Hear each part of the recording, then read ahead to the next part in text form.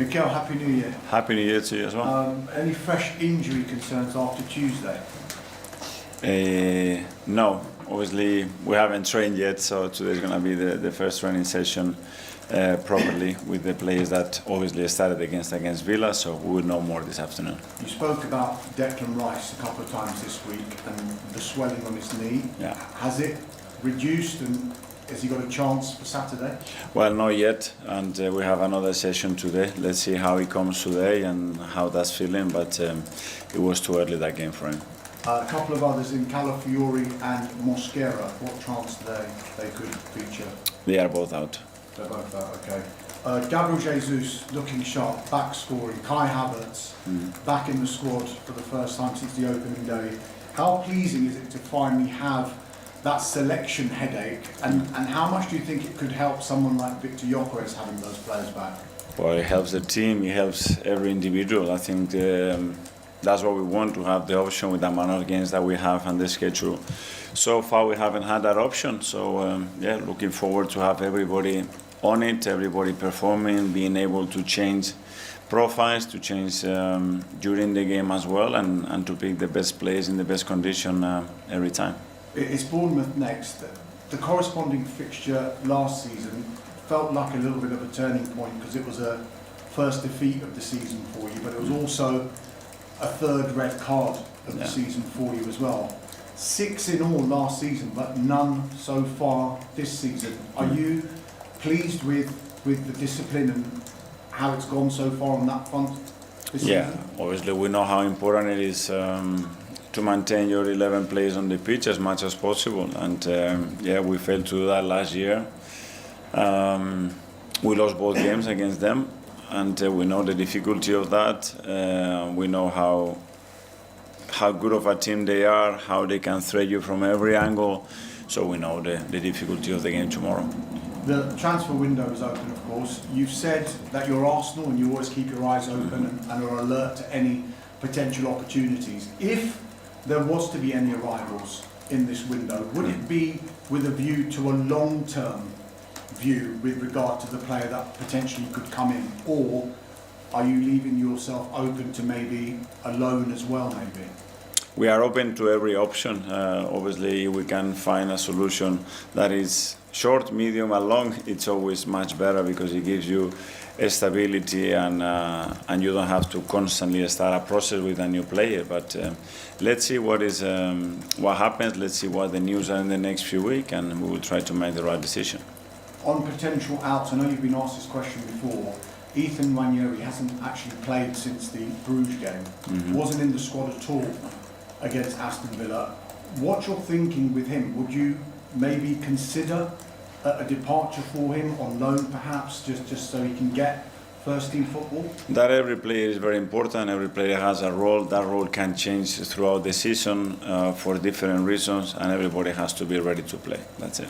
Just finally from me, Mikel, you will know that there's been a managerial departure in Enzo Maresca. Yeah. What was your reaction to it? Did it surprise you? Well, wish him all the best. I really like Enzo as a person, as a professional. I think he's done a terrific job at Chelsea, and that's a decision that he's been made, and just wish him all the best. Thank you. Thank you.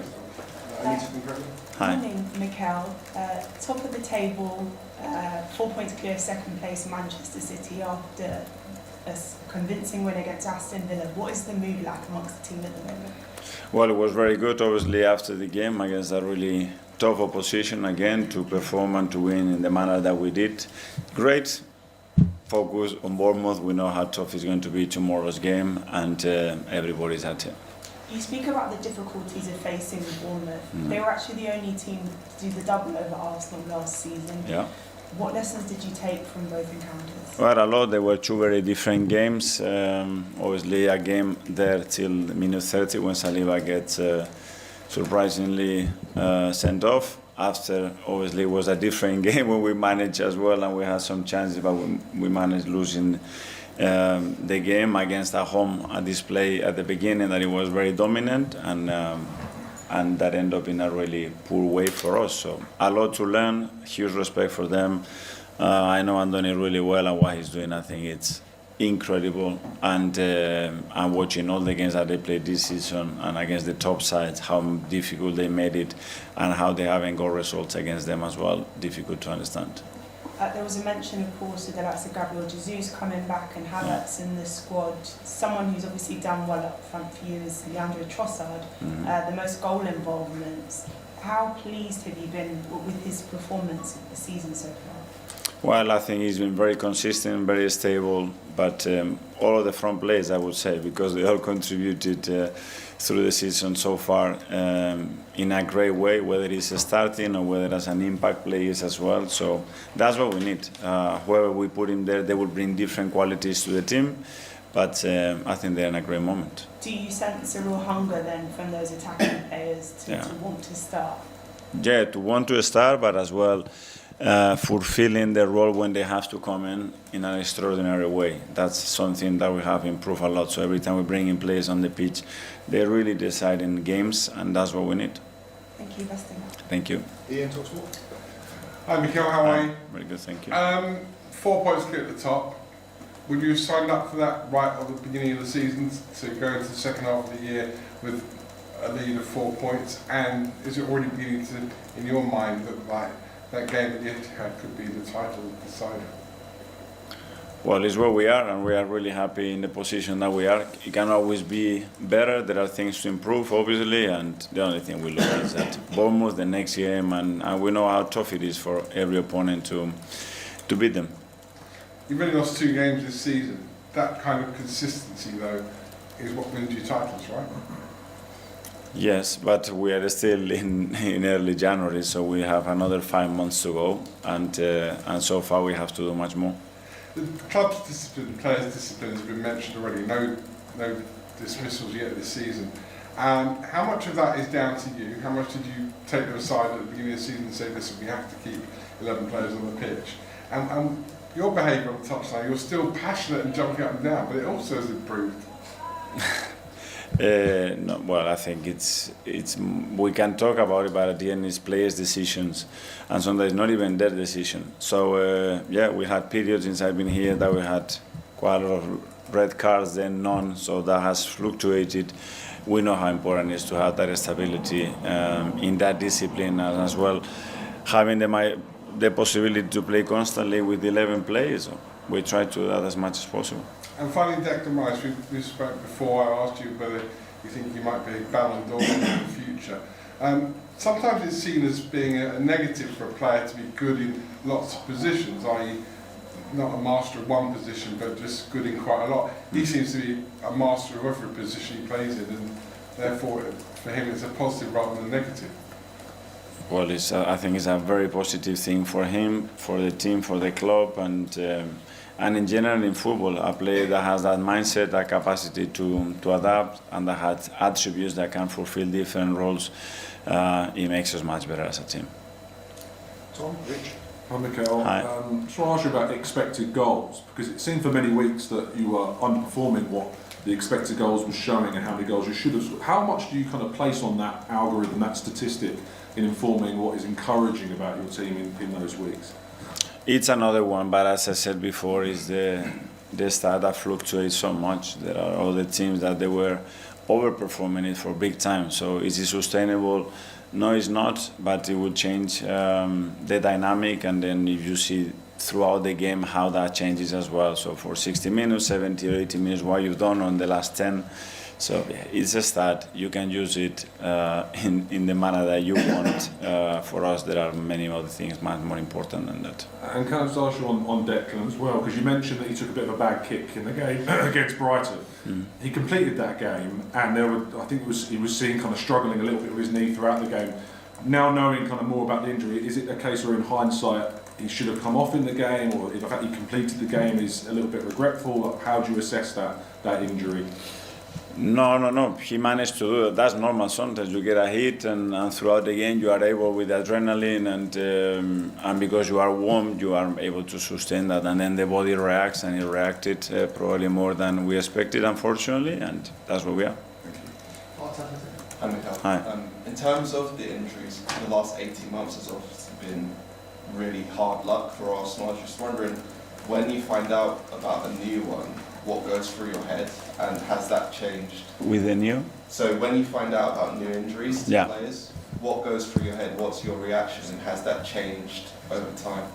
well, first thing, what we can do better, and the second thing, that is the reality of the sport that we played in. But looking back in the last 3 seasons, we have less days of injuries than before.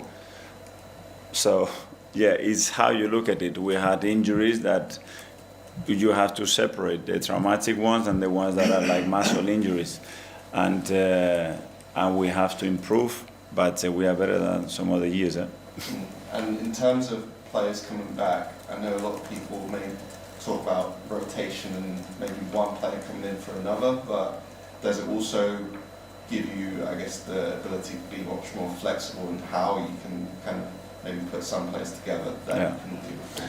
At the end, I think we have to talk about performance, not rotation. We want performance, and the highest performance every 3 days or throughout the game, and that's what we have to look at. And in order to achieve that, what are the best players in the best condition, with a better relationship to fulfill that. Hi. I was going to ask about Trossard. Yeah. Do you think he's gone up a level this season? Yeah. Is this sort of the best you've seen him in the last show? Yeah, I think he's gone up every season a level. He's such an intelligent player. He's a player that really wants it. I think he's found his role, he's found his maturity here.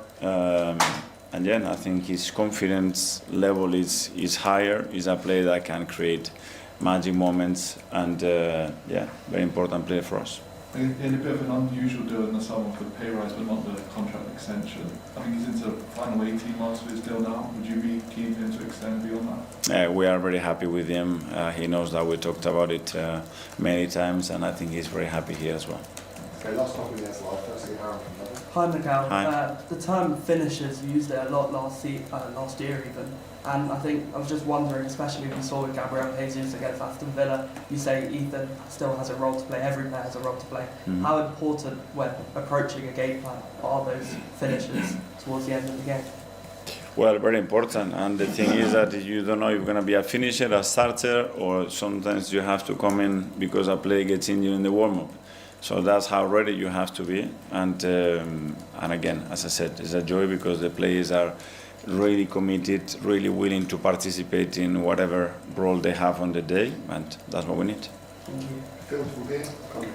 There's a bit of a strange statistic when Arsenal have been top of the table on New Year's Day for the past 5 times. They haven't won the league. I just wanted to know if you were aware of that statistic.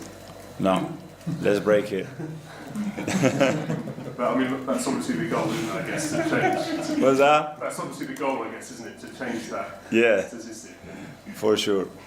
But just, I mean, I guess... Give me some good ones next time. But I guess just for the players, I mean, how do they feel in terms of how desperate are they to not just prove that statistic wrong, but to go on and win this league? Are you really sensing that? Well, I think that's what they transmit every single day, whether they are with us training on every match. You can see the desire, you can see the energy that they put in, how much they want it, and that's what we need.